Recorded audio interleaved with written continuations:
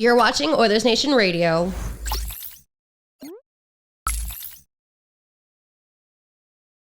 Welcome, Oilersnation Radio. We're back in the old studio. Why? Because we don't have keys to the other one. Which is crazy that we're still here.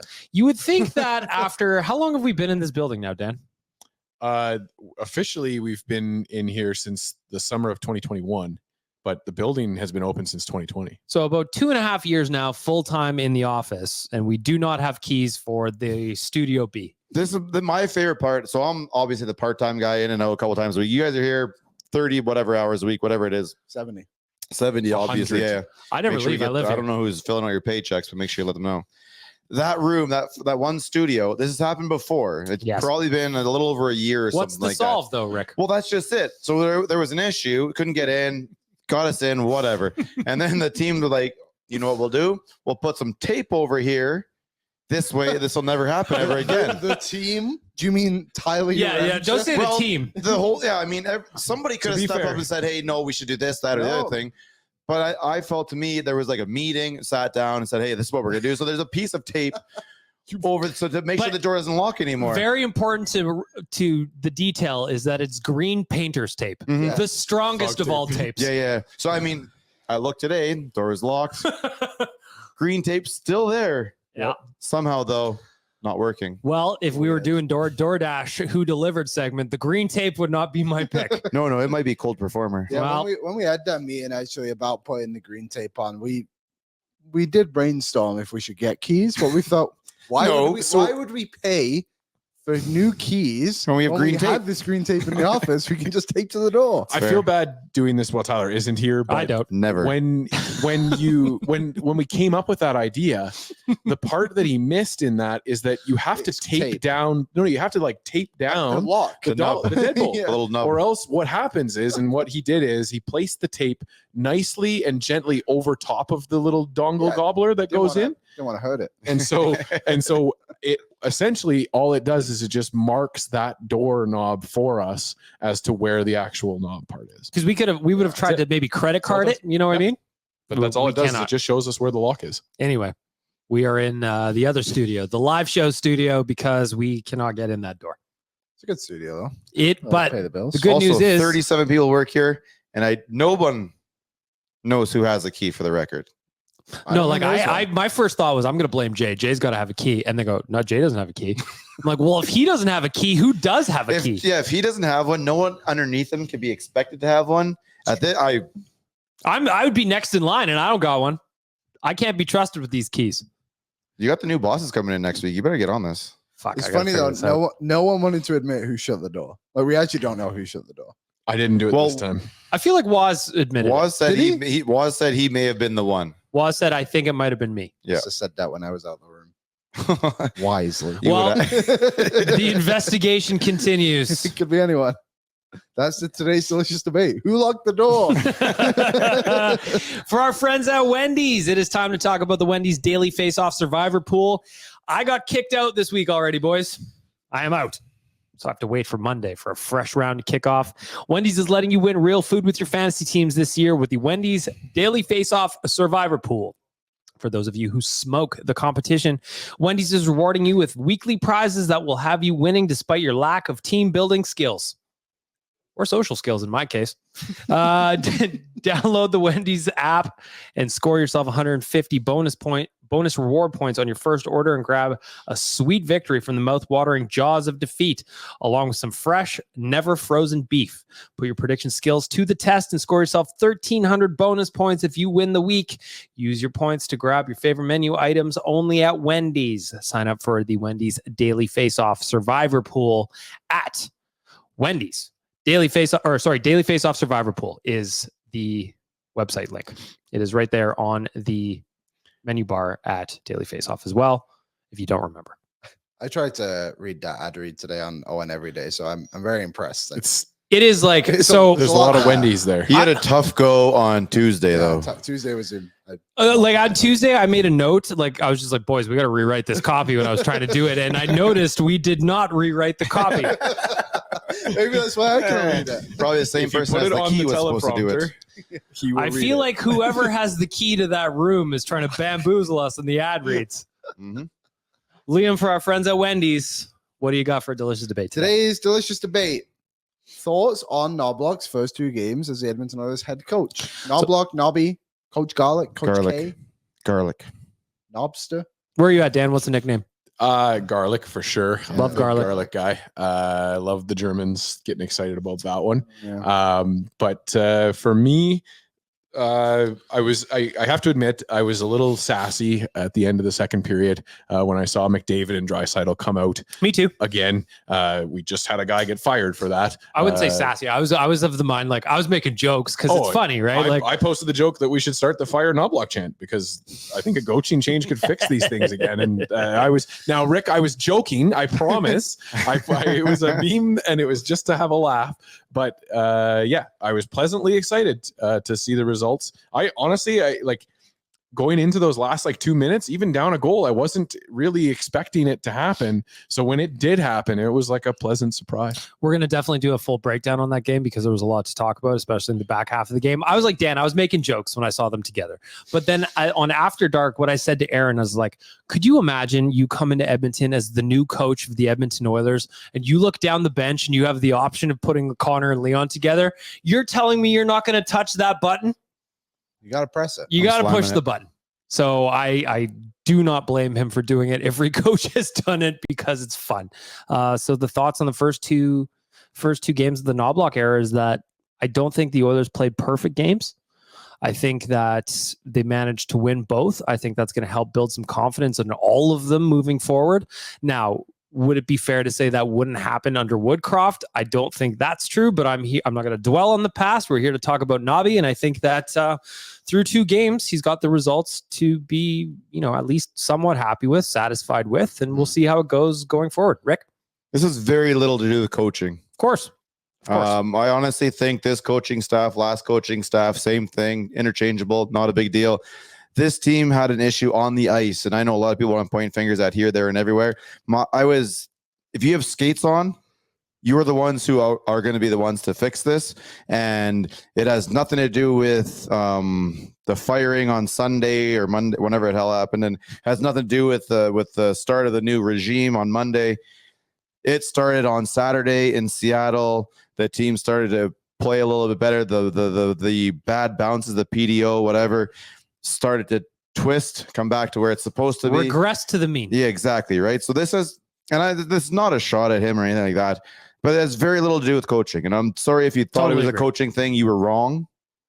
But this had very little to do with coaching. The team on the ice had to figure out their issues. They are slowly starting to figure it out. They're getting some of that confidence back. They're not fully there. We've seen that, but they're figuring out how to play better in their own end. Some of those pucks are not going in the net right away, which they were in the first 9, 8, 10 games. And this is pretty much what I expected to see out of the team at the beginning of the season. I'm no longer worried. I was getting frustrated at the worst point, but I said I'm not hopping off this bandwagon or anything like that. This team is starting to play a little bit better. You're starting to see the secondary guys step up. You've seen the Hyman hat trick. You've seen the Kane hat trick. Connor and Leon are right behind. They will start putting the puck in the net. I know Leon had a 4-point game there the other night. Yeah, It's all coming together. Bush had 3 points. Nurse was doing great things there last game, although a lot of people won't give him credit for it. Diving save. That exactly. Comeback is not possible without Nurse diving save. That's effort. Yep. That's effort. You start having that kind of effort, and when you're one-on-one battles, this team's going to be very difficult to beat. They're starting to get there.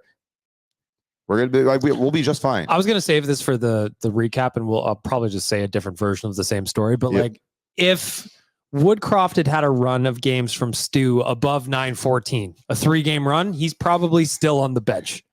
What's Dan laughing at? I don't know what this is.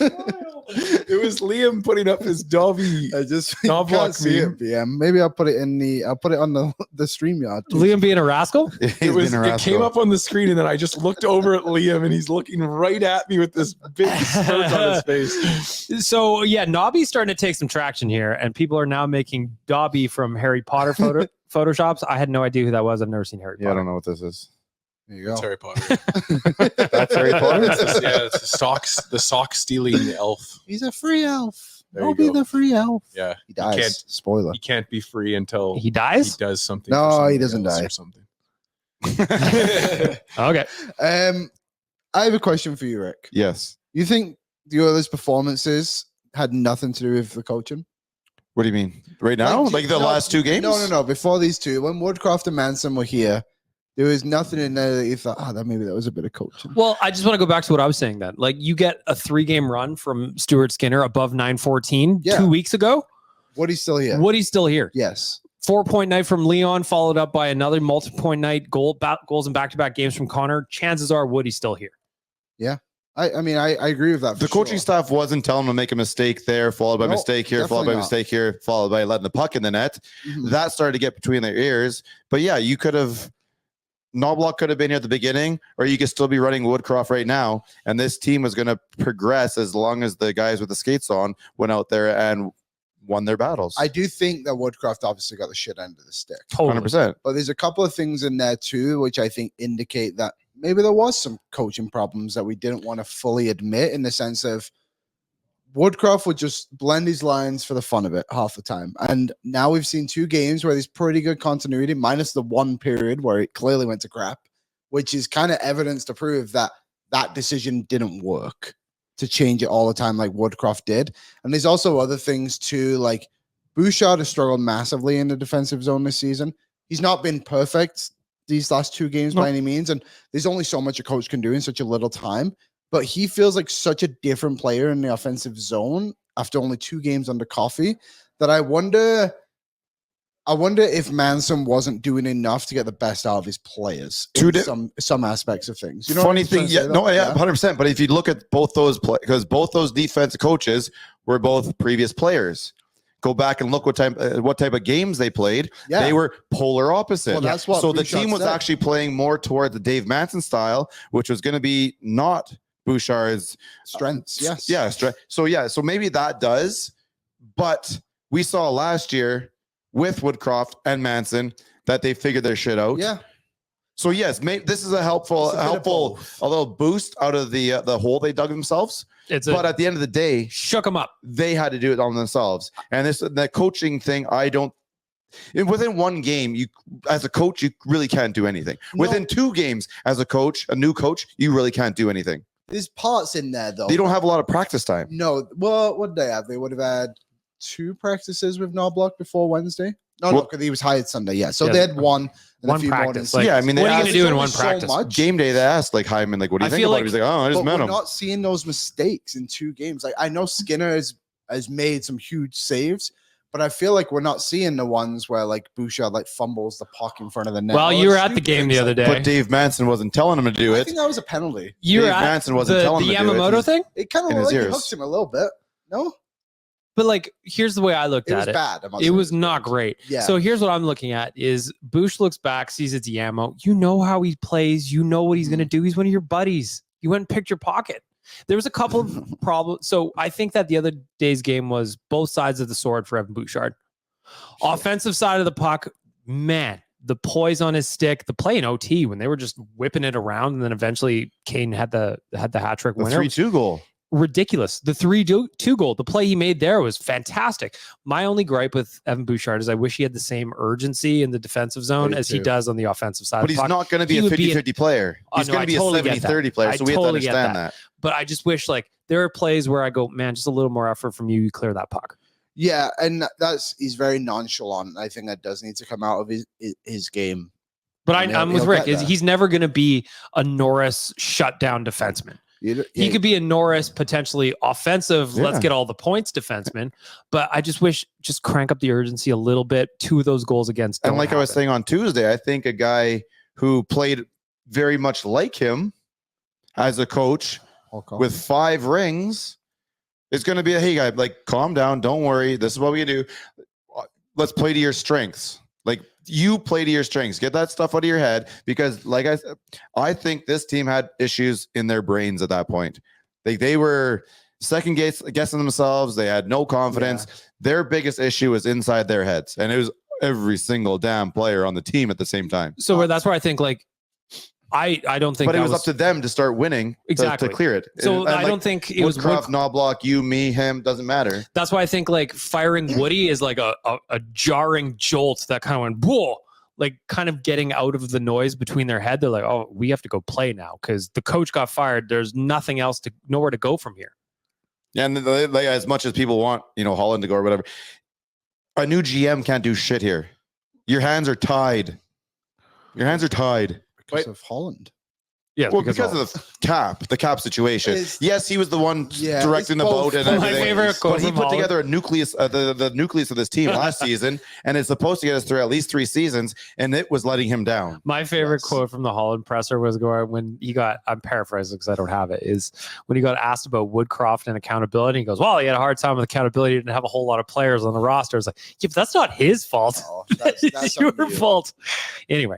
But I mean, what were you going to do? You're going to turn Brown into 2 players? Yes. That's about the only thing you can do. No. We cut him in half, and then we each take half. Go ahead, Liam. I don't know what else you could have done, but there's just things that like you go into the season with your bottom 6 and take away the names. You have a rookie who is unproven, granted first round pick in Holloway. Okay. You have Ryan McLeod, who has not really been a consistent scorer in the league. He's streaky. Warren Fogle is the same way. Then you have a 4th line of Derek Ryan, who's now 34 years old. What did he do last year, though? I don't care what he did last year. He's now 34, and it should be noted that he's very more than young. likely going to fall off a bit of a cliff. You can take a dip for sure. He's a very young man at 34. He should be your 13th forward, or just don't sign him to a 2-year deal. I like Ryan. The 2-year deal is a strategic thing, though. Yeah, it makes sense to keep the cap down. But also, if Derek Ryan's like, hey, I want $1 million, say, sorry, Derek Ryan, good luck somewhere else. And then your centerman, you didn't have one. They didn't have a 4th line center. You signed Janmark, which I like, $1 million. That's a good deal for a depth guy. And then you bring in Adam Ernie. Why? Like the bottom 6 just shouldn't have been good enough coming into the season. It's easy for me to say now and be because we're going into the season, we were confident with it. Yeah, but we were expecting a top 6. We were expecting a 33-year-old, 34-year-old Derek Ryan to somehow, lose 7%, 10%, not 27%. But at the same time, we were expecting 2 guys out there, number 99, 97, and 29. Exactly, him too. Is he busy? He's got no points this year, 99. Come on. But you're expecting those 2 guys out there to do, and even they weren't pulling their weight or their 100%. Typical weight. This was on absolutely everybody. It was. I agree. I feel like we're getting sidetracked. But we're getting sidetracked in the delicious debate. But I think what you're saying there is like the build of the team. We said we're rolling back the same roster, but the same roster expected or needed McDavid to score 140 points and needed Draisaitl to score 100 points. So and that's average for them. That's fine. I know, but then when they aren't doing it, then you're like, oh shit, everything is bad in this world. It was one of the other guys weren't scoring either. So everything went wrong at the same time. Yep. Everybody was ice cold. Yeah, and we couldn't sit there and point your finger at one thing because you're ignoring something else. We needed 10 fingers to point at 10 things because all 10 things are wrong at the same time. But then Sunday morning they did, and they fired them. Well, I think that decision was made previous. Yeah, I don't know. I can't, the only thing with me, and I don't want to keep going back on the decision to fire Woodcroft because what's done is done. Yeah. But I was just surprised how fast it was. Yep. Yeah, me too. And I wasn't here on Tuesday, and so I won't drag the debate on any further. But my thing is it's a detriment to Knoblauch too, and that's the issue. It's like Darnell Nurse signing his big contract. People expect now Knoblauch to come in and fix everything, and like we're saying, even these 2 games, you can't really point to him and be like, yeah, he's the reason that this all happened. He's got time now, and it's going to take time for him to sink his teeth and create an identity on this team. And that's just frustrating for me as a fan because we shouldn't be here at game. But this team doesn't need a coach like that. This team needs the players need to do it. Period. The thing I've liked the most about Knoblauch is his great set of hair. Great set of hair. But it's creativity of things too. To go into overtime and think the 1 and 2. Man, I was scratching my head when I saw that. Too, but then he comes out and he explains. It makes sense. And the creativity of trying to, and it's 2 games, but try new things of okay, well, how about I don't exhaust McDavid and don't waste his shift and just wait and see what happens? What did you think? What did you think? You looked at moment. Oh, you were at the game. I was at the game, and I didn't notice until we were hemmed in the zone. I'm like, wait, we have 2 defensemen on here, and then they couldn't get it out. I'm like, this feels terrible. But then he comes out and he explains the decision. And it's like, what did he say? I makes missed that part. He said, he's like, if we had won the draw, Ekholm would have come off. If you lose the draw, you play defense. You don't want to waste both your best players chasing defense. Gotcha. Anaheim Ducks did it to us 3-4 years ago where they won the faceoff. Then they went behind their net and just passed it around their net. They're going to be 45 minutes to a minute, 45 seconds to a minute. We changed. They came back and scored. I'm interested to see what the NHL's tabled rules to prevent doing that. No. So they just went around their own net. Like they kind of circled in their own zone, not up and back and up and up. But that's going to be an off-season thing. But like they just asked, Elias Pettersson. It was Elias Pettersson. Quads asked him. And he said, yeah, I don't know what they can do to fix it. It's like, no, they've absolutely come up with the over and back rule. Yep. Shot clock. Easy. Shot clock or over and back. Either way, go over. I didn't read it because it was a lot. Well, like I said, I don't like the over and back because what I would do is I like getting was it ball hockey where the blue line's the blue line till you get in the blue line, then the blue line's disappeared and the blue line now is the red line. Yeah. I said that the most confusing as possible. But yeah, that idea of you can't just go past the blue line. Once you've entered the attacking zone, you can't leave the attacking zone of your own volition. So like basketball you can't pass it backward over the half court. You can't leave the zone. They do all the time now. Oh, interesting. Just to try and get. See, now I don't know if I like that too much because I like when Connor does that because he gets his speed going. So if I had to choose one, I think I'm a shot clock guy. Yeah, I don't know what you put on the shot clock though. The only issue is that unlike with basketball, you can't give possession to the team that you gave it up. So it's a face off again. That just slows it. That is the issue. And I think after a while you'll figure it out, and then you won't get a lot of them. I like how they're looking to change the rules of overtime, which is electric, and not just getting rid of the shootout. Yeah, just make it 10 minutes. Make it 10 minutes. You're going to have depth. I've said it a bunch of times. You're going to have depth players coming out. You're going to have weird matchups, and it's going to go both ways. And you got to go to the PA spicy. for that. You got to go deal with the PA with that one too, though, because now you're extending playing time and more injuries and blah blah blah. That's what's holding it back. Hey, stop being babies, PA. Let's figure it out. And I like that they're trying to clean up overtime a little bit and make it even better, right? I think we all have accused it a little bit of going from when 3-on-3 started. Everybody was like, "Oh, this is crack cocaine," and now it's been overcoached a little bit. Tactical. Well, you find a way to defend it, right? So now you got to defend it. Well, shit. Now I got to go back. So it'll be interesting to see where they land. Like if they do come up with some kind of version of the over and back rule from basketball or a shot clock or whatever it is. But it's gonna be interesting to see how it goes. But I'm still a little bit hesitant on the change because offside challenges. Thought it was a great thing. Look at it now. So I like change. We're like change. Cool. Still hate and that. Then back things come. That what would it be? The linesman that missed the Matt Duchene one. Come on, man. He was 10 feet offside. Dude, that guy. Now here's my question. That dude get any type of punishment?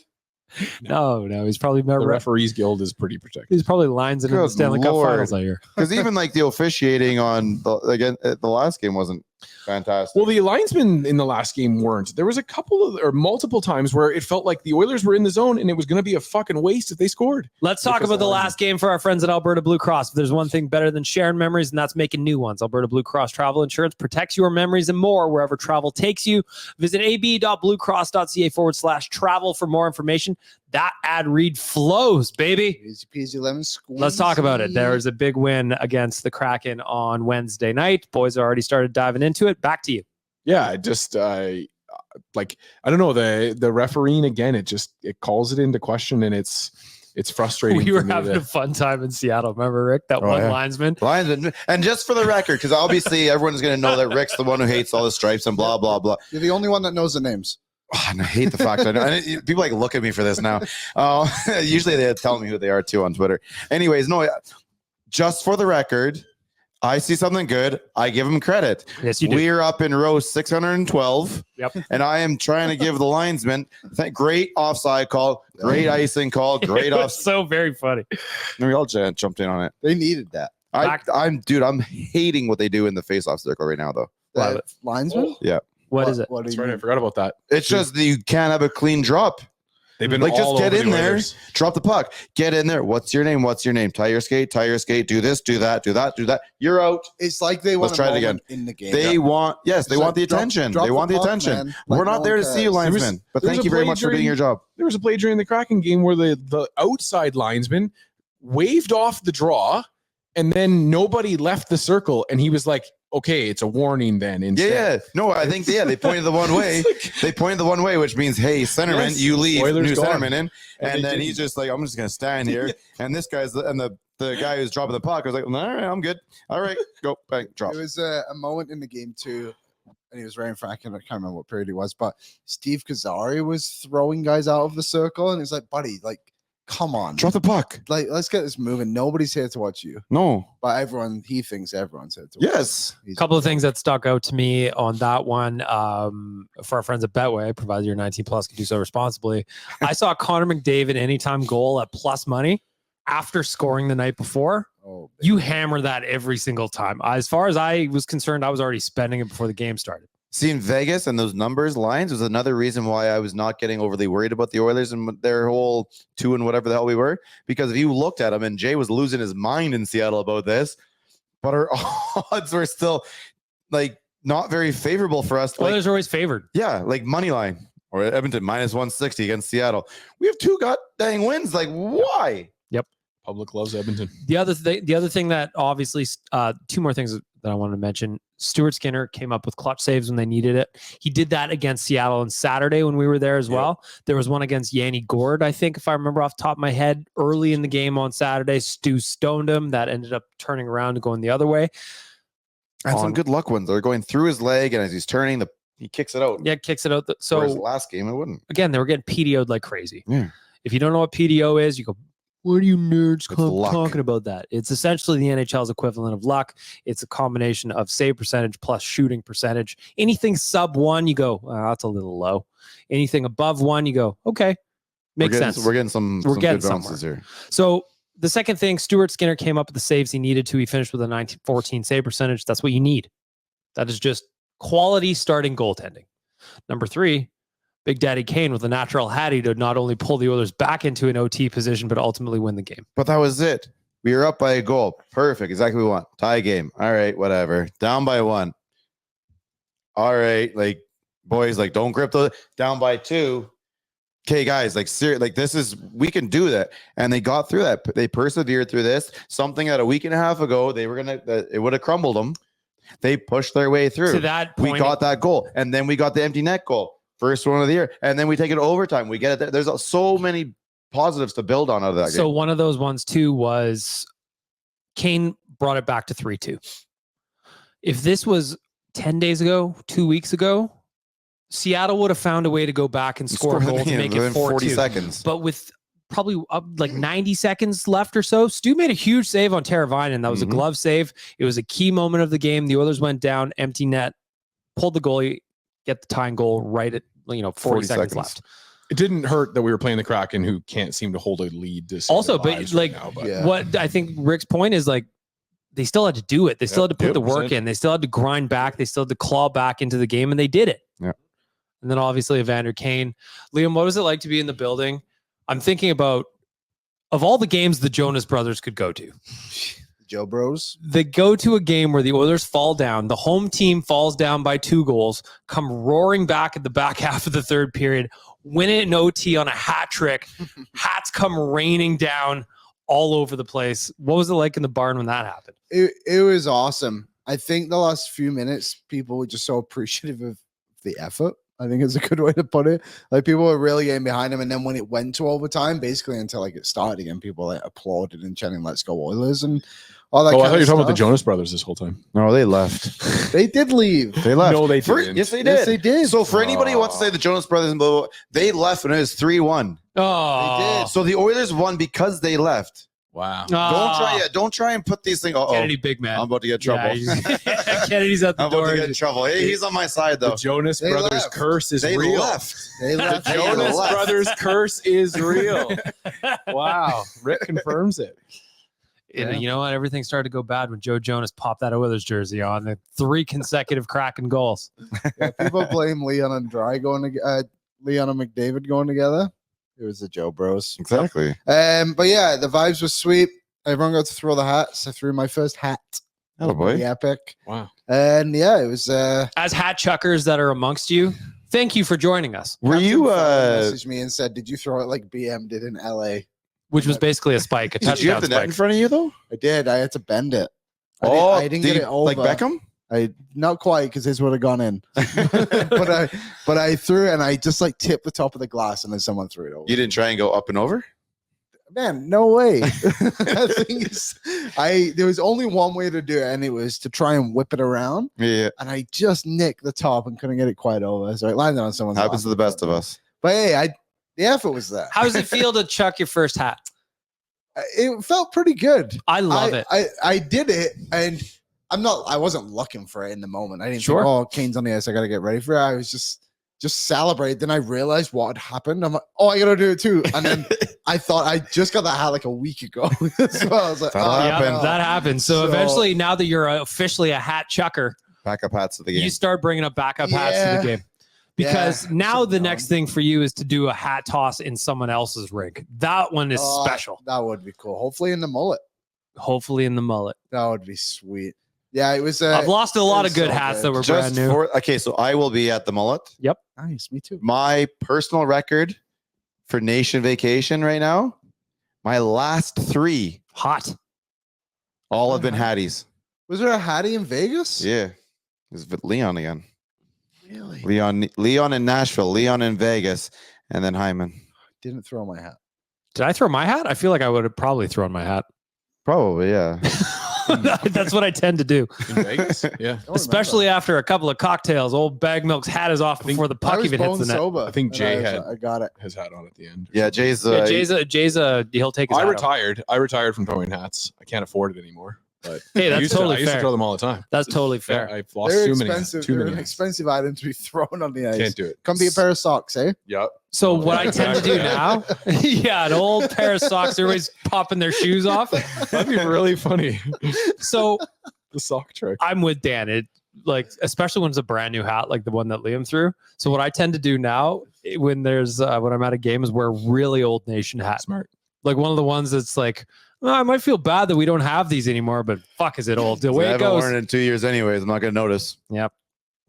I wasn't wearing a hat in Seattle. I was wearing a toque, so you can't throw a toque. It's not the same.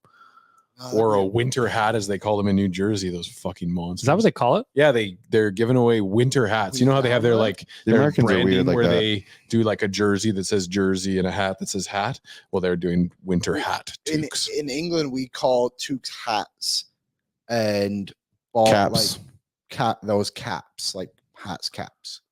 What do you call a fedora? Fedora. What do you call a beanie then? Like a beanie toque. We don't have those. Oh, Gotcha. Bully. you don't exist in England, Bag Milk. I Sorry. don't exist. I got to go over there and change the culture. It's just a hat. That's just a hat. It's just a hat. What else stuck out to you guys from Wednesday's win over the Kraken? A W. Yeah, a W. That was In nice. Edmonton. Things went their way. The I team think- looks a little more confident. I think you'll see it. Oh, They'll keep progressing as a team. There was a going quote forward. from Nobby post game where he kind of said, listen, would I have preferred that the Oilers won 5 rip and everything went perfect? Yes. But he goes, I also think winning like this could be more beneficial because you really had to work for it. Yeah. So the next time you're in that situation, you know for sure that you can pull yourself back out and pull out the win. Remember how to win those one-on-one battles. Yep. And it's a Pacific Division win. yeah. There's something that stood out to me, and unfortunately, it was not a positive.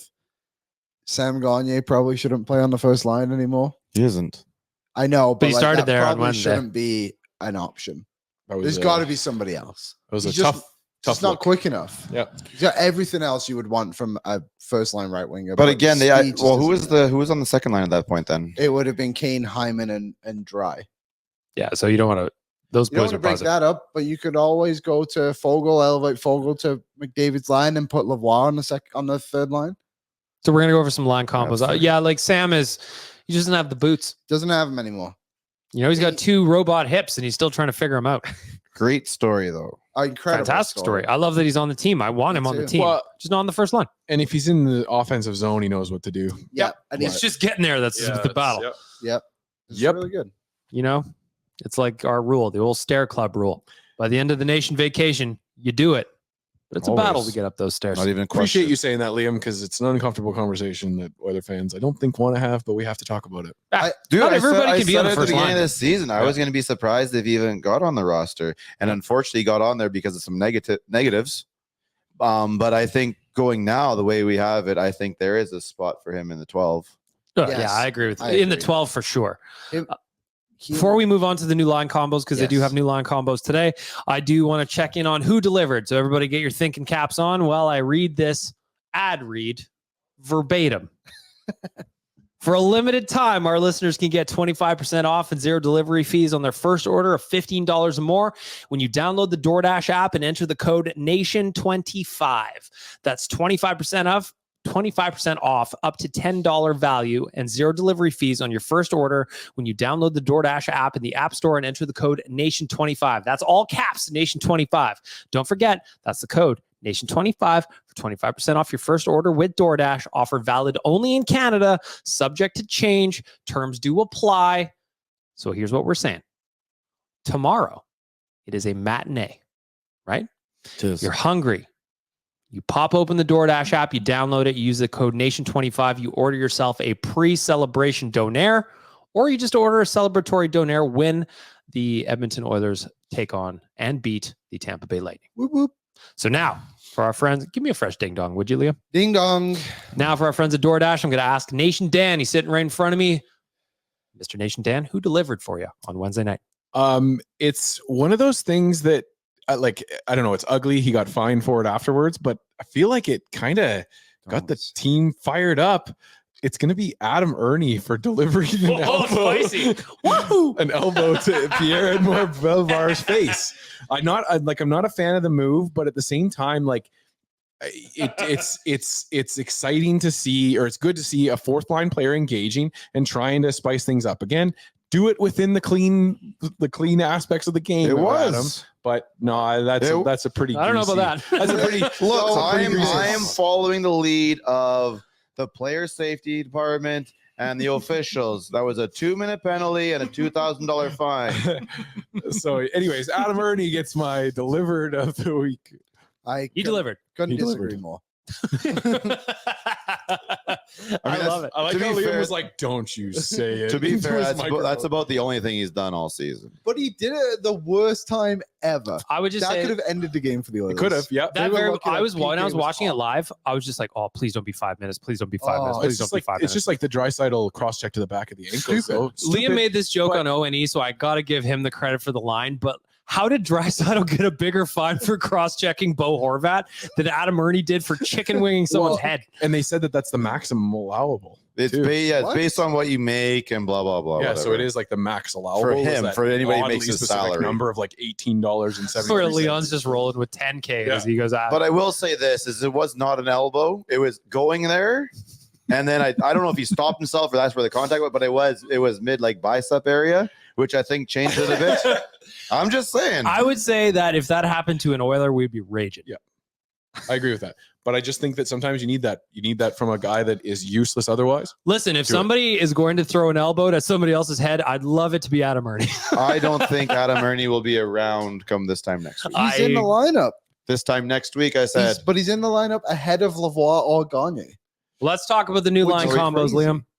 Let's talk about them today. But at first, practice. Liam has to tell us What who do you mean? delivered. Oh yeah, Ahead of we them. actually Well, nobody's I told us who guess. delivered. I did. I'm getting Adam distracted Ernie. here. Hey. Adam Ernie delivered. All right, Rick, you're up next. We're getting sidetracked here. Who delivered for you? Well, I'll tell you this. It's definitely Evander Kane. And I saw a really funny stat the other day. So Evander Kane's been in the league for what, 10, 12 years? Yep. Yeah. 2009. So he has, holy shit. Really? Yeah, he was That's Shit, incredible. man. So anyways, he has 9 hat tricks, 7 in the regular season, 2 in the playoffs. 9 hat tricks in 14 years. 6 of them are with the Edmonton Oilers. That is a wild stat. And he's been here for like a cup and a half of coffee. Another thing to mention about Evander Kane, for who delivered for DoorDash, since his demotion to the third line against the Winnipeg Jets, where everybody was talking about where he had the interview with Scott Oak and people were like, oh, he's calling out. He was unhappy, which is what you want No him to problem he be. did. I also have no problem with it. In the 10 games since, 13 points, 7 goals, 6 assists. Evander Kane has whatever he needed to do. Doing his thing, man. He just needed to talk to Scott Oak. It's funny though, because we when he gets put on the third line, they call it a demotion. But then whatever, 2 or 3 games ago, we went with Connor, Leon, Nuge down the middle, and Nuge on the third line wasn't a demotion. It's funny how that works. Yeah, Nuge needs to get going. He needs to channel Just whatever. splitting up. Because, like, man, he had some great chances against Seattle on Wednesday, and he is going to get one. But like, just he's another guy. He just needs to pop one, get a little confidence. Anyway, Liam, who you got? Who delivered for you for our friends at DoorDash? Stu. Yep. That's all you're giving me. I mean, Word association insightful. DoorDash with Liam. He was unreal. He's the reason the Oilers were able to win that hockey game. I will go with the dynamic duo. Who delivered? The dynamic duo. Leon, 6 points in 2 games. I'm not saying they've had perfect games, but those are what we need from them. Connor McDavid, he went, 8-9 goals without a goal, games without a goal. Something. So to have him back to back, and the goal against the Kraken on Wednesday was beautiful. Okay, Joey Decord he may as well have gone to the parking lot. Okay, but do we not send a card to Adam Larson? Well, you kind of. Lars was literally in his skating lane, and then was it Leon coming down the middle? Yep. And then Lars just kind of, I'm going to go to the left side here and leave the best player in the world, a big ass lane to go in. And yeah, it was, I don't know what Lars was doing. Thank you very much, Adam. I think you did a couple things for us on Saturday night as well. I see what you're doing to us. Once an Oiler, always an Oiler. Yeah. Shout out to Adam Larson, who delivered. Definitely Connor McDavid. Once or twice. Listen, if this team is going to climb out of the hole that they dug themselves over the first 10 games or whatever it is, Connor being red hot is going to be a big part of it. So seeing Connor do Connor things, I'm always going to have time for that. Mm-hmm. Always. You love to see it. I'm going to check on the odds real quick ahead of tomorrow's matinee against the Lightning to see what that anytime goal is looking like, because chances are it's probably not plus anymore. Plus 1,500 to win the cup. Well, might as well double down then. The other thing that came out today, everybody wants to talk about a little bit of line combos. Dylan Holloway, unfortunately, out for months. We were all saying on Saturday in Seattle that was his best game of the year. That might have been his best game of his career so far. He was everywhere, and I don't care if he had 3 penalties or 2 in a fight. He was everywhere. So to see him get derailed by injuries for the second straight season, it's a bummer for him, but means opportunity for someone else. So let's talk about the line combos that just came out today at practice. Liam, what do you think? Nuge, McDavid, Brown on the first line. I like it. I think Brown was brought in to be a top 6 player, and the Oilers need to play him in the top 6. Anybody else? Thoughts? Can't be much worse than what they showed in the last game. So yeah, I think that, yeah. Kane, Draisaitl, Hyman. I like that. Big boys got to eat. Understand how it works. Like, it works great, and I'm not criticizing it, but it just almost shouldn't work in the same sense of, like, they're all very similar in the way they, like, play in some regards too. Like, they're all very, like, short distance players. I think good. I think it works great. But that's what I mean. Like, you bring that 5 together then, and you're making smaller passes. Because like we said on Saturday, I think I am done with the 40-yard breakout pass. Yeah. Oh, it works well. You know what? Nobby, another thing I've noticed, we're getting a little bit lower on the wingers on that breakout. A little bit lower. Old Bag Milk sees it. I see you, Nobby. I see you changing that breakout, because hanging out at the other blue line ain't it. I'll tell you that much. Third line, Fogle, McLeod, Ryan. That's Derek Ryan on the right side. So the Derek Ryan part there, like, I like that line. I don't think Derek Ryan should be there. I see. Who do you want there? I'd put Lavoie there. I would also put Lavoie there. I would 3. Anybody else? Dan?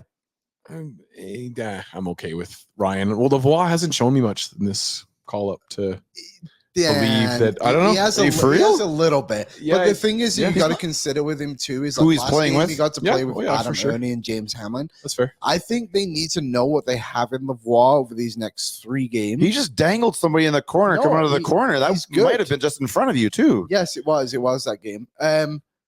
He needs to play with skill. Yeah, and I think he is the only threat on that 4th line, which limits. And we're in an opportunity where the team can just, like, place him there because he's the next offensive player to play in the top 9. Yeah. We are not a top 6, bottom 6. We are a top 9 bottom line. 100%.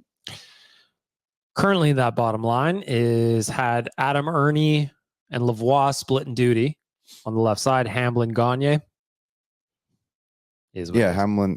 Hamlin. It's probably time to head back to California. You don't like him?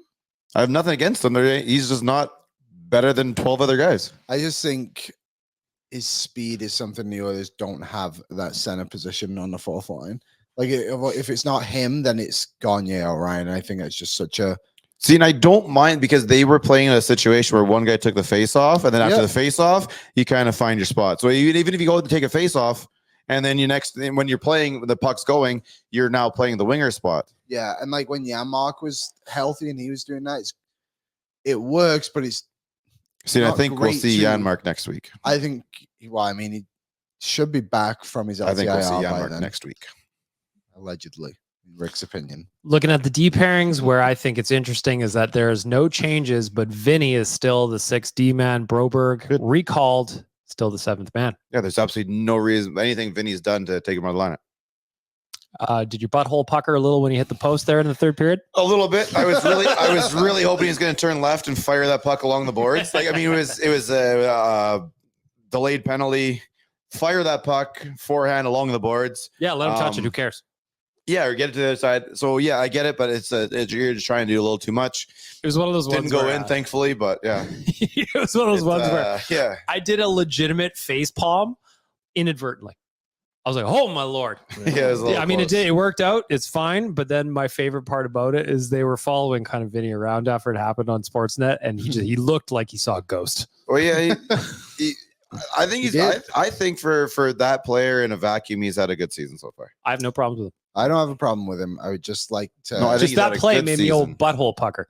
He's had. That was scary. But like, dude, week and a half ago, backwards to the season, that thing goes in the net. It'll be interesting to see when they put Broberg in. Yep. I'm curious too, just to see because the coach needs to see him. Yeah, coach needs to see him, or otherwise he's recalled for no reason. That's pointless. And then after that, it can be a bit of like, okay, well. Now you can make your decision on how you want to play. Do you want the bigger guy in Vinny, who's probably a bit stronger? Well, not probably. He's definitely stronger defensively than Broberg. Or do you want the offensive mindset if that's the way Paul Coffey wants to play, right? Is have pucks going quicker up the ice, and Broberg's probably a better option. But I agree, Vinny's done. And it's funny because if you think about Paul Coffey and what he played with, he was definitely the boots. We had both though. There were guys that was back when you used to have like an offensive guy. And then, you had the Kevin Lowe guy, and yeah. So it'd be interesting to see how he handles that. We need Igor Ulanov back.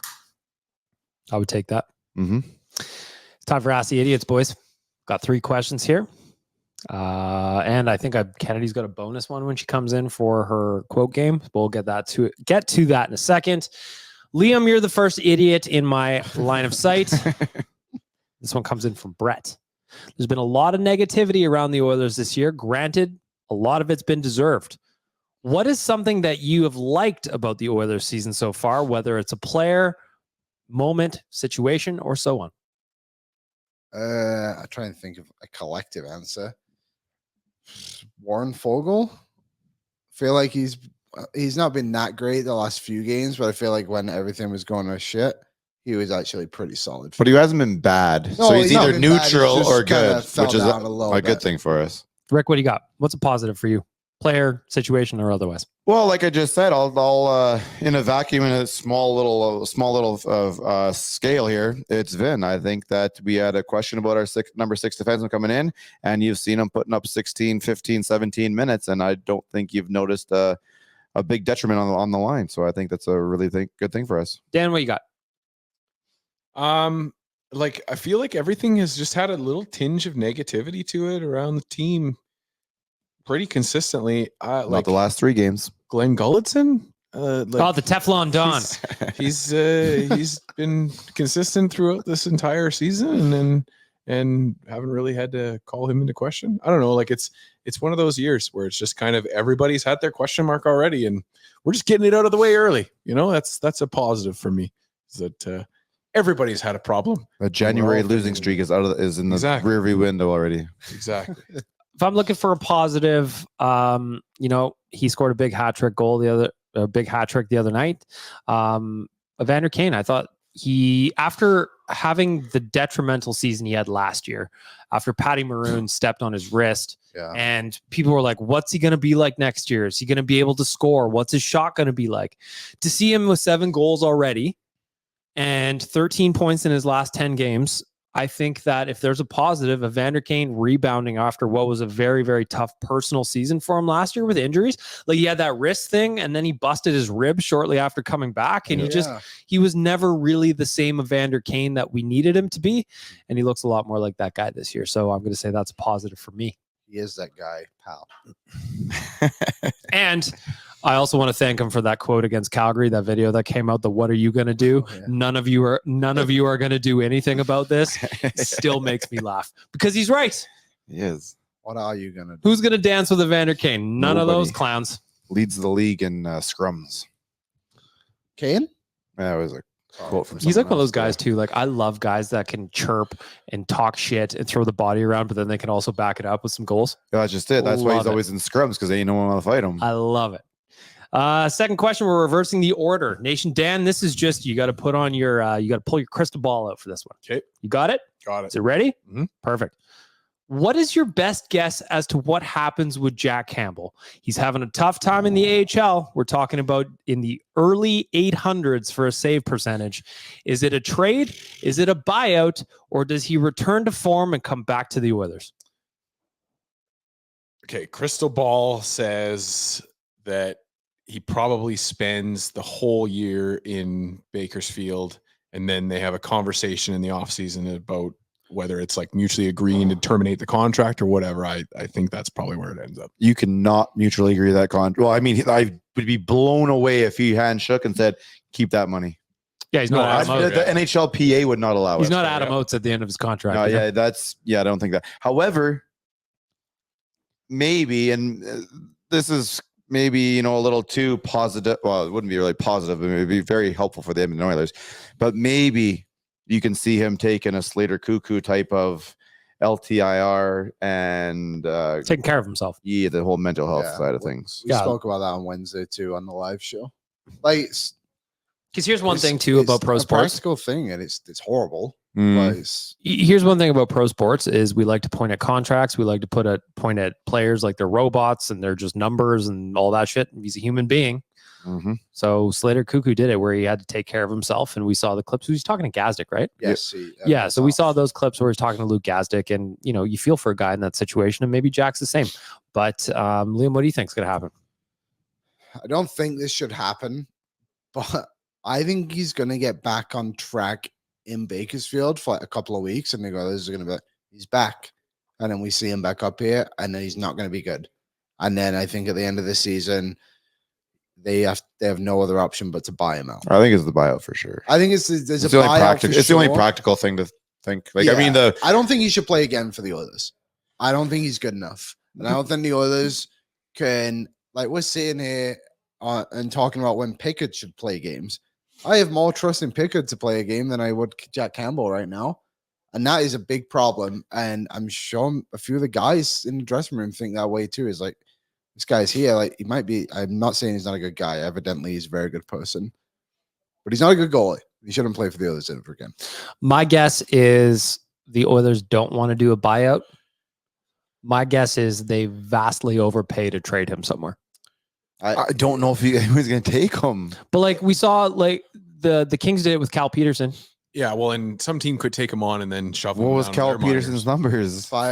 He was worse. Same contract, basically the same numbers. Worse numbers? He had like an 868. Did he go down to the AHL at all? Yeah. He went They down and did he have worse numbers in the AHL? He actually better in the American. That's where they sent him down on the first year of his deal too. See, and I get that, but I just like the way Jack went down and things have actually dipped numbers wise. But I think he's better than an AHL goalie. I think so. So I think that 100%. eventually he's going to rebound in the AHL. He's going to be like, fuck, like, okay, I'm here. Let's just play. And then there's no pressure for him down there really outside of, saving your career. A lot of pressure. But like ultimately to win day to day, like there is up here, I don't think it's the same pressure. It probably didn't help him that his first 3 games were in Canadian markets. Yeah, definitely NHL not. In Vancouver and Calgary? The Oilers could have probably helped that out a little bit. Well, so I was thinking about that too. Valley or whatever. I bet, and I don't know anything about anything, but I bet the Oilers' plan was to have him down there for those 3 games and go pick him up when he was in Calgary. Probably. Yeah. Well, they did that. That was best case scenario, anyways. Broberg. Yeah, I think that was probably the plan, but it did not go the way they thought it was going to go. So my bet is I think that they pay a lot to get rid of him to avoid a buyout. Good question. I don't even know what the price is. What do we talk about? I said, how many years of draft picks you can trade right now? I think it's 3. Is there 3? We can't do the NBA thing. We can't go up to like 2050 and be Yeah. like, have all of Pick those swaps. the whole decade. Can you even protect picks in the NHL? Yep. Can you do that? Yeah, you can have draft protected. Only for like you Top can only 10. be like top 10 though. It can't Usually, be yeah. like top 3, right? I think there is. Could. There has been I mean, the other situations, team yeah. has to sign off on it. Oh, interesting. I think that's been a stipulation. Lottery protected. Well, it's usually lottery protected. Yeah, the it's lottery is top that, but it's that. which is top 3. Or no, top 10. No, that's lottery. right. Yeah, lottery is top 10. Top 16. Technically, Well, technically now. So I'm looking at the Cal Peterson trade. Yeah. $5 million a year, but his was 3, not 5. To Well, trade 4. him, But now there's only 3 left. 3.5. And If you traded them in something. Cal Peterson was what, 20? He's 29. he's 29. And he So catches he's the 20. weird way too, so, he that was definitely had to 28. cost He was more. 28 at the time. So to get him off the Kings books, they had to go traded from the Los Angeles Kings with Sean Walker, Helge Grans, and a second-round pick in the 2024 draft for Hayden Hodgkinson and Ivan Provorov. So But on top of that too, they had to keep $2 million of Provorov. yes, Who kept $2 million of Provorov? LA. Because so Philly traded Provorov to LA, and then LA technically traded into Columbus. So that LA could retain 2.025. so I guess the point here is that just it Was there's- LA? But what was LA's cap situation at the time? Because we can't exactly eat very much cap. LA's cap situation was an issue too, because that was when they were. Was it as small as ours? That was the summer of Gavrikov, and they had to let Korpisalo go for nothing. Wasn't it? Oh, yeah, That this would have been was last this summer. past Yeah. summer. Yeah, so Gavrikov signed, but they couldn't afford Korpisalo. No. So And right- they shipped out other people too in the Dubois deal. yeah, they shipped out 3 depth players in a Dubois deal.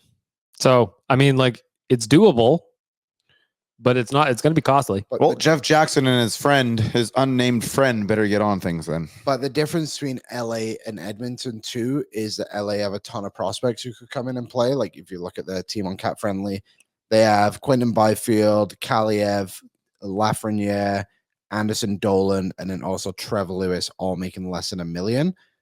And Quentin Byfield is having a very, very good season. Like the others can't call up 5 guys to play in their forward group who make Why less not? than that. 'Cause they don't have them. They have do Brad not Malone, though. exist. They have physical people. You don't not want to see ready the for return of NHL. Drake? I wouldn't be against it, Bring up but he's Drake. also not like that. Bring up Borgo. You get Drake Kajula, and that's it. That's all you know what he is. Like you look at Borgo would be good. I would do that one. But Byfield's 21, Kaliev's 22, Lafreniere's 22, and Anderson Dolan's 24. Like they have growth. The others call up guys. It's like Greg the Egg, Brad Malone, Tulio. Seth. Yeah, Tulio, I guess. Savoy. Seth Griffith. Savoy's playing 4th line in Bakersfield. Yeah, they're just starting them on the bottom, working their way up. Either way, it would be a lot different. So we'll see. So in other words, there is light at the end of the tunnel. There, you're gonna have to get Is- creative. The option isn't dead, but it's gonna be tough to wake it up. I would say it's on the mat. yeah, yeah. It is on the mat. Okay, last question. Ask the idiots. Then we're gonna get to Kennedy. Kennedy's quotes game is coming up after this one. Just in case she's not listening out there, I know she is. Dan, how many more wins before we can say the Oilers are back? I think you got to get back to 500 before you can truly say that things are okay. So I would say whatever that is for 500. Four. I know 4-9-1. 591 now. That board out there says 591. Yep, 591. We need 40 at back to 500. So 4 more wins or another win for every loss. So there you go. Rick, how many more wins until we can say the Oilers are back? They are back. You noticed you've seen a big change since the Seattle game. Obviously, 500 is not going to make them back or different. They are back. It's now about them just to get back to where they should be. Liam, how many more wins before we can say the Oilers are back? I will say 3 because that would mean they win 3 of the next 4 on the road, right? So if they win 3 of the next 4 on the road, I think it's fair to say they're rocking and rolling We again. got Kennedy in I the kind of studio. agree with Rick too. Sorry, that they kind of are back halfway there too. They are. You can't. You've been down. You got to one win at a time, right? You can't. You can't make up this record. One win at a time. One shift at a time. How granular do you want? 3 in a row. You should go 2 wins at a time. As Just 2 wins at a time. As Jordan Sparks once said, "One step at a time. There's no need to rush." Bubba Sparks. Jordan Sparks. Yeah, it was Bubba Sparks, I think. Kennedy, you're in here. How many more wins before the Oilers are back? They out of the next 6 upcoming. I'm just looking at the whiteboard now. They got to win 4 out of the next 6, and I think we're back in business. All right. And you said you had a bonus Ask the Idiots question for the boys. I do. What do you got? My bonus Ask the Idiots question is: if you were a condiment, what would you be and why? A condiment. If you're a condiment. And also, Tyler's not here, so you can also name one for Tyler, and he can't defend himself. Oh, Tyler's is lukewarm water. Yeah. That's what he puts on his hot dogs. It's just tap water. Tyler's is fat-free mayonnaise. Bubba Sparks. I'm mustard. What would I be? Did you say hot mustard? I'm mustard. Fuck yeah. I have quite a variety. Different flavor, different day. Don't know what's different tastes. Mm-hmm. Locale. Mayonnaise. I thought it was gonna be something English. You are very creamy. Why are you? It's too good. I don't know why. It's just I like mayonnaise. Me too. I'm going ketchup. Ketchup. Why the ketchup? Yeah. Because it's a standard sweet sugar-based condiment. I'm just gonna go. You know what I am? I'm yellow mustard. Some people like it. Some people hate it. Nobody hates I personally love it. I'm not really a fan. See? Some people don't like it when it gets spilled on jerseys. I probably have 7 to 8 different types of mustard in my fridge right now. I have at least 4. And one type on front of your jersey.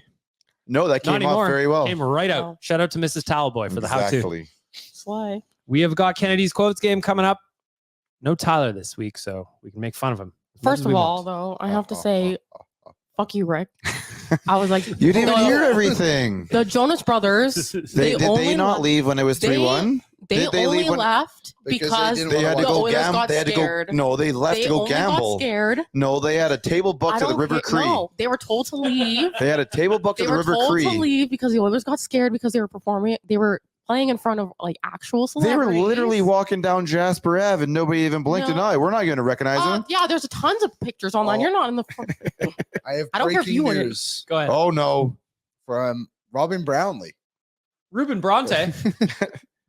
I'm told defenseman Bo Akey, selected 56 overall by the Edmonton Oilers in the 2023 NHL draft, playing with the Barrie Colts. He's going to be hurt. Is done for the season after having to repair a dislocated shoulder. He is an Oiler. Oh, he is an Oiler. Oh, I thought we shook this. Yeah, no kidding.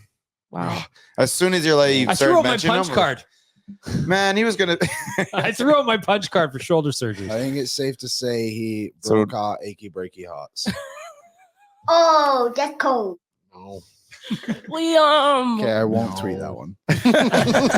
Oh, that was a test kitchen here. Yep. I was like, Gene Principe would be proud of that. We got Kennedy's Quotes game here. Can you hit the Bluetooth is up. We are Thank ready you. to go We are- for Kennedy's Quotes game. Pause on the video. Talks about Coke Zero.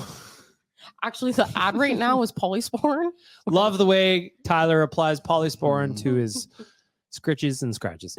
He's got infections. The One Direction infection. Anyways, I'm here with my quote game. All right, take out your notepads and pens. How many we got today? We got 6. Here we go. 2 of somebody. Number go. 1. This is the last Oilers practice because they missed playoffs again for the 12th time. Oh. Sad. Is that a future one? Yeah, were you even a part of the company when that one came out? No.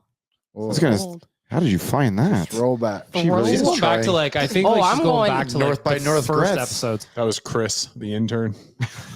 It's just people who don't. I'm going back in the trenches to find some dumb shit. That reminds me, to say. going back in the trenches, we're bringing back the hot sauce trivia game. Oh, yeah. Say Nugs. less. The chicken nugget trivia game? Oh my Yeah, god. it was you chicken gotta nugget You got trivia. to dip it in hot sauce. Stop. That's fine, as long as I get some nuggies. Done. Witness. And some milk. He wants You mayo. need some milk. Need some milk. Yeah, we Number saw how 2. you handled your hot box. Exactly. Question number 2. Okay, 2. It's a soup strainer. What? It's a soup strainer. I'm thinking I'm going over here. Dan, can you say it's a soup strainer for me? It's a soup strainer. That does sound Number 3. good. Also, Puljujärvi is an RFA. Are you fucked?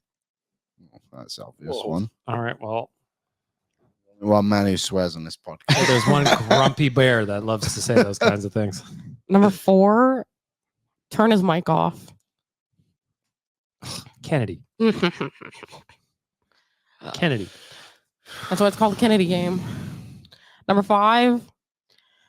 I'm going to place a couple of shekels on people this week. That's another good one. At least I got 2. At least I know that one. And number 6. Everybody sat on their fucking hands. I didn't get myself. Okay, maybe I missed one. That is also the way Kennedy wins, is if you don't get your own. Okay, I'm not feeling confident whatsoever. No, nor am I. I am not feeling good about Kennedy's Quotes game today. Tyler, how are you feeling about it? Getting me armchair GM horny. All right, relax. Okay, number 1. This is the last Oilers practice because they missed playoffs again for the 12th time. BM? I had Rick. I said And? Liam. I said BM. I have bag milk. I did this. Pure shot in the dark for me. Mm. Oh, I kept guessing bag milk on everything, and I had to change them. Oh, It is Kris the intern. I was right. Oh, is that from the one episode? Is this an old one or the time he came in? You know, he said he was a linesman in the AJHL, but I've never seen that man. technical He's so difficulty. good, he just blends into the traffic, you know? That's a good linesman. I don't want to notice them out there either. That's true. I'll tell you, there's some of them out there though. He gets in there, goes in, does the that job. just reminded me of the Oilers practice. Unfortunately, this is the last Oilers practice of the year because they missed the playoffs. Bagmill gets the win. Why do I sound so childlike? Fuck. Let's go. We were young back then, bag milk. Yep, young and full of hope and we were young. piss and vinegar. I got too cocky. But That was I don't care. what, 12 head coaches ago? 1 out of 6. So. Did you guys see that graphic? I wish I could give the guy credit, but counting assistant coaches, 24. 24 for Ryan Nugent-Hopkins. Jesus, It's pretty good. That's a lot. That's crazy. It's pretty good. That means you've been a good team for a long time. Number 2. Whole Kennedy. roster. a good team. Okay, Yeah. number 2. It's a soup strainer. Yeah. I had Liam. I said Rick. I had to go backwards. I have Dan now. I said Liam. Survey says. The Glenn Anderson That's like a stash Tippett, is not. that's like a Tippett one. Tippett's is just thicker. It's a soup strainer. Wow. It is Dan. Rick comes out with a clutch she win. is I angry. hate you. Yeah. Comes out with a clutch win. She's trying to attack Rick. I feel like there's personal feelings here for his thoughts on the Jonas brothers. Yeah. Okay, number 3. Also, Question number Puljujärvi is an RFA. Are you fucked? So that's Tyler. That was Tyler. Tyler. Okay, so mad. When you don't have to give an agent permission to seek a trade. And that's also, where Puljujärvi's an RFA. Are you fucked? and that's where all these like Classic rumor Tyler. accounts- So aggressive. I am okay. I really I think thought I'm gonna go 6 for 6. no.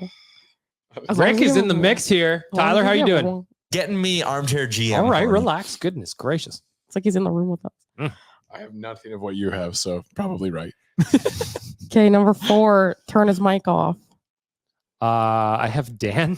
I said Again, shot in the dark. BM. Me. I said Rick as well. There's a quote. Connor went 3 games without getting any points. Hold and on, you're is this showing the him two tourism now? Jasper get rid of him content or the cold Good content? Lord.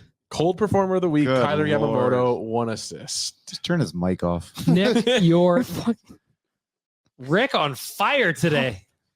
Call This me is not- 6. No, This is no, not going I'm the way you leaving. thought it would. No, it's really not. I like the look on Kennedy's face. She's No, just I upset do right not. now. No, and he's fucking dancing over here. Yeah, Piss dance. off. He's I'm gonna emoting on you. leave. Number 5. Number 5. I'm going to place a couple of shekels on people this week. That is me. I say shekels a lot. I knew it was you, but I said Rick. I said BM. I knew that and I changed it. So you're lucky. That's Liam. It's I have Liam. I knew. Yeah. Damn it. I'll take 3 out of 6. I thought she was trying It's to. on, bro. It's on right in front of us. I know.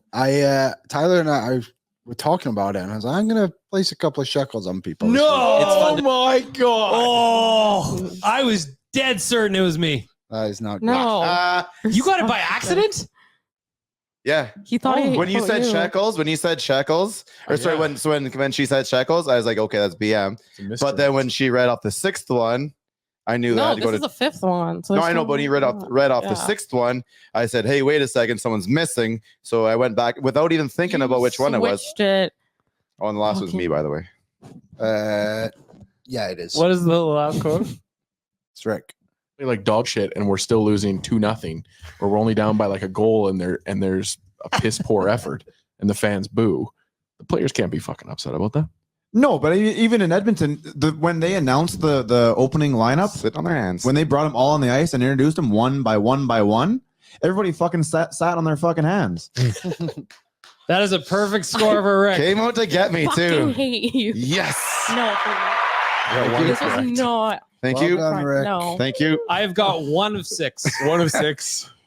No. Rick is dialed in 6 of 6. Liam, how'd you do over there? 4. Wow. Pretty good. Nice work. 4 or 6. Wow. You rascal. I know. Fuck. No. I was trying. Kennedy woke up and chose violence, and unfortunately, so did Rick. I was like, 2 can play this game. All right. You want to stick around for hot and game. cold performers? Sure. I'll sit. Excellent. I'm here. We got hot and cold performers coming up. I got to tell you about Cornerstone Insurance for 90 years, 4 generations. Cornerstone Insurance has been Edmonton's premier boutique insurer right here in the city. If you go to cornerstoneins.ca, you can get a quote right online. It takes a couple of seconds. Also, citizens of the nation, there's a button for you to click and get a little discount. You need insurance anyway. You might as well do it through Cornerstone Insurance. That is cornerstoneins.ca, cornerstoneins.ca. Woo! Ric Flair is in. Ric Flair is in. He is here. He loves insurance. As we do every week, we start off with our veggies. We're starting off with our cold performers of the week.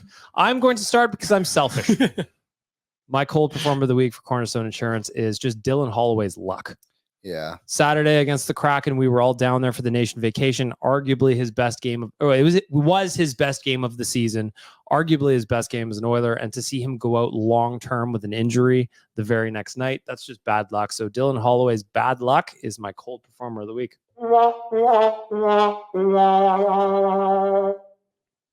Nation Dan, you're right in front of me. You're up next. Your Cornerstone cold performer of the week. I'm just going to give it out to the sprinkler head mount thing that popped up and took out the bottom of Carlos Sainz's car, started a whole bunch of issues that are absolutely going to continue. And I think that this might be a cold performer of the week for next week as well. Did you see he got a 10-place grid penalty? Brilliant. And it cost Ferrari millions to fix it. Brilliant. And it Crazy. took multiple hours of Clark County officials to go through the entire track to make sure that it's not going to happen again. Oh my and they missed practices this morning because of it. So yeah, F1, you get my cold performer of the week. Oh, that's cold.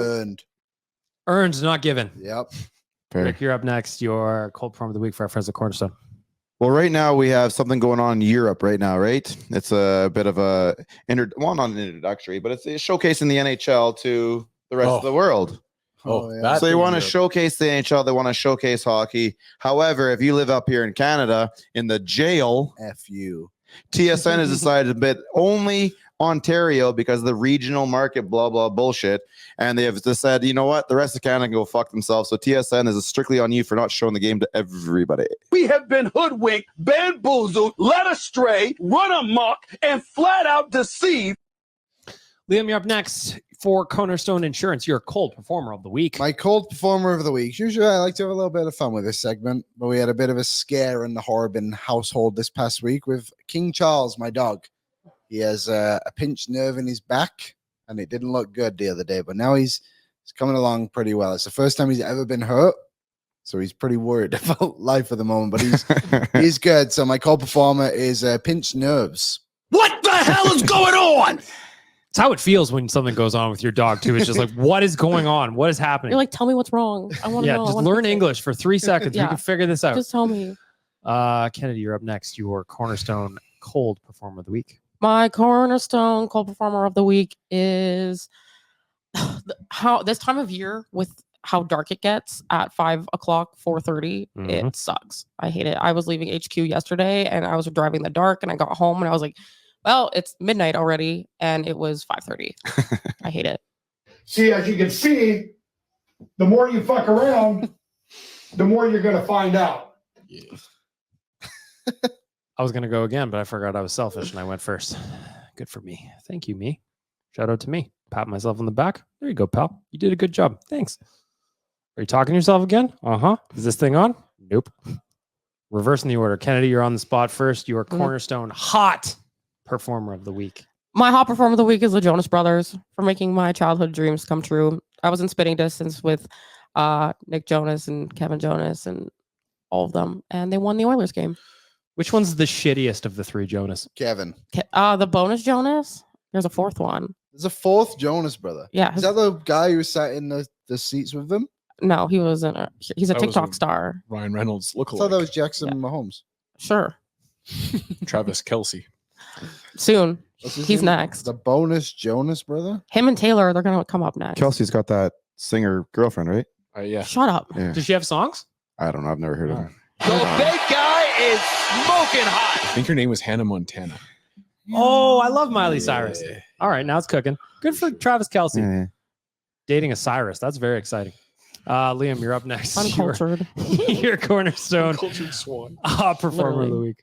My hot performer of the week. I did it on the other show, but I'll do it on this one. It is McMullet for taking me to the game on Wednesday and allowing me to throw my first hat. Liam bragging about having friends on the hot and cold performers. Yep. He's a hot guy. Is that the fourth one? I believe that is the fourth Joe Burrow. No, that was just a random fan they took a photo with. There's no way. That's not a real I thought they were triplets.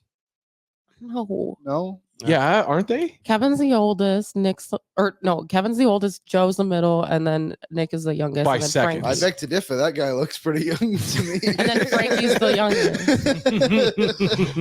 There's two youngest because the fourth one doesn't really count. Fourth one doesn't really count.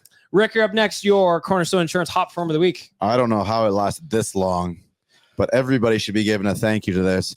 It's the return of plastic straws and plastic bags. Whoa. Thank the world. Jesus, Murphy has been ridiculous. What do you mean? Yeah. They're back. Where? Really? Yeah, they shut down whoever decided it yesterday. So we're coming back with plastic straws and plastic bags. Let's go. Are we still paying for paper bags at McDonald's though in Edmonton only? No, well, I don't know about that, but I'll be taking a plastic bag. You want to put my Big Mac in my Safeway bag, please? My plastic Safeway that was never once used, only one time bag. I'm going to do the thing like I did when I was a little kid. I'm going to go get 15 plastic straws. They all go in the drink, and I'm using all of them. Yeah. All right, plastic straws, I'm in. Feeling hot, hot, hot. Well, Feeling hot, hot. Technically a hot performer. Yeah. So technically. Nation Dan, you're up next. You're Cornerstone Insurance hot performer of the week. Well, it's going to go out to Evander Kane for his hat trick last night. Much needed for us, or last night, sorry, 2 nights ago. Much needed injection of a win to this team. And it's also going to go out to my favorite band, AJR, for releasing their new album, The Maybe Man. Give it a listen. It's getting hot in here. Shout out to Nelly. What's he Shout up out to to? Nelly. Well, not enough, probably. Not enough. Just to wrap it up for Cornerstone Insurance, my hot performer of the week. I don't know if he can hear me out there, but I hope he can. It goes out to Gavin. He was running the show down in Seattle. And it's always one of those things where when you're doing the trips, Dan's done it before. There's always things that pop up and come around. And I just thought he handled it in stride. He found ways to pivot. He found ways to keep people in the loop. He communicated well. And it's a tough gig. It's a tough job. And I thought for his first ever nation vacation at the helm, I thought Gavin did a great job. And I want to give him a little bit of love. Secondary hot performer of the week to Gavin for driving me home for the airport. Jones barbecue and foot massage. Jones barbecue and foot massage. And there you have it. We got to go an extra 20 minutes because Tyler's not here. Whoop, whoop. What do you think of that, Tyler? I can't wait to see the notification hit his phone that there's an hour and 20-minute episode of Oilers Nation Radio. We're going to wrap it up. I want to thank you guys for being here.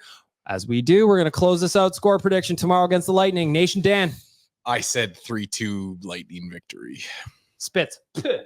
Rick. 5-2 Oilers. 6-5 Oilers. Kennedy. 4-3 Oilers. 4-2 Oilers. Let's go. Have a great weekend, everybody. Thank you for watching Oilers Nation Radio. Hit the subscribe button to never miss a show. And for more, visit OilersNation.com.